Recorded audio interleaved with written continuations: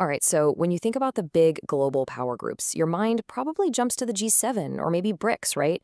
But what if I told you there's another major bloc out there, a partnership of huge democracies from three different continents that's been quietly shaping things for the last 20 years? And that really gets to a huge question. In a world totally dominated by superpowers and giant economic alliances, how does anyone else get a word in? How do these rising nations push for their own interests without just being drowned out? Well, this exact problem is what led to a pretty unique club. So here's the plan for the next few minutes. We're going to break down exactly what this group is all about.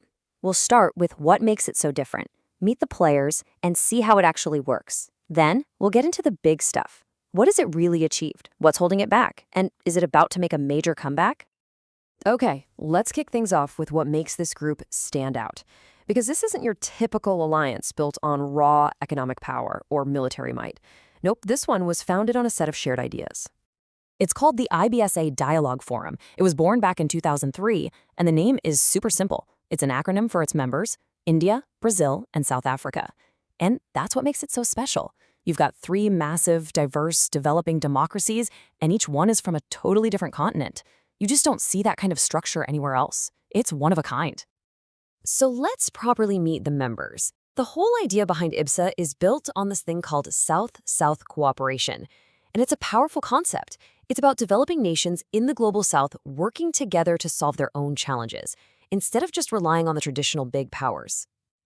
And I mean, just look at who's at the table. You've got India from Asia, literally the world's biggest democracy. Then there's Brazil, the absolute economic engine of Latin America. And from Africa, you have South Africa, the most industrialized nation on the continent. Each one is a heavyweight in its own region. Now here's something that's really important to get. IBSA is not a trade bloc. This isn't like the European Union with the single market or anything like that. Think of it more as a flexible forum, a place for political chats, coordinating on diplomacy, and launching development projects together. Okay, so if it's not about trade, what does it actually do? How do you take these big ideas and turn them into something real? Well, the goals are ambitious, to say the least. They want to strengthen the bonds between developing democracies, push for big changes at places like the UN, and team up on everything from defense to public health. But even with that huge scope, its work really boils down to two main jobs that define its whole mission. So let's zero in on those two key functions. First, there's multilateral advocacy. And the biggest item on that list, a united push to reform the UN Security Council. All three of them believe the current setup is totally outdated, and they're all campaigning for permanent seats. And second, and this is where it gets really tangible, is the IBSA Fund. It's basically a pot of money they all contribute to, which then goes to fund development projects in other, less fortunate countries. Okay, so that's the blueprint, but how's it all played out over the last 2 decades? Let's be honest and look at a balanced scorecard, the wins and the losses. On the achievement side, let's start with just a single number, 30 plus. Now, this isn't just some random statistic. It represents something very real and very important. It represents over 30 concrete on-the-ground development projects. We're talking about things like building schools in Laos or providing clean water in Haiti, all paid for by the IBSA Fund. This is that South-South cooperation idea in the real world, developing nations directly helping other developing nations. And this work has definitely not gone unnoticed. The IBSA Fund actually won a major award from the United Nations for its innovative model. So yeah, on the development side, it's a clear success. But that's not the whole story. Because there is a massive challenge that has constantly cast a shadow over everything IBSA tries to do. And that challenge, that elephant in the room, is BRICS. And this is where it gets really complicated, because all three IBSA members are also members of BRICS. But the two groups couldn't be more different.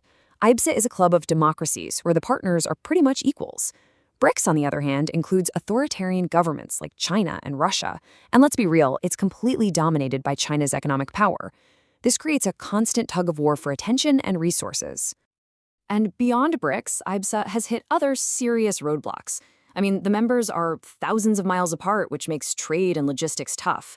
The whole forum kind of lost steam. Its last big summit was way back in 2011.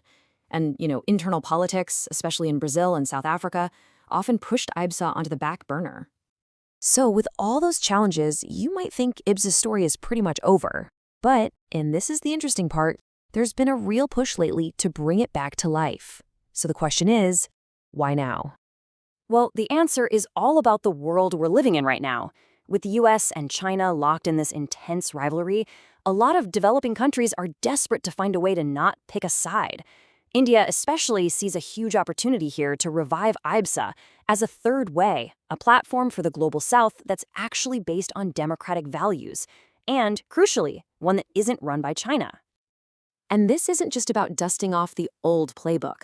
This revival has a brand new agenda focused on today's biggest challenges, working together on things like digital payments and vaccine production, pioneering green energy like hydrogen, and of course, tackling food security. It's a clear shot at proving its relevance for the 21st century. Which brings us right back to where we started. IBSA is this really unique vision for how the world could work.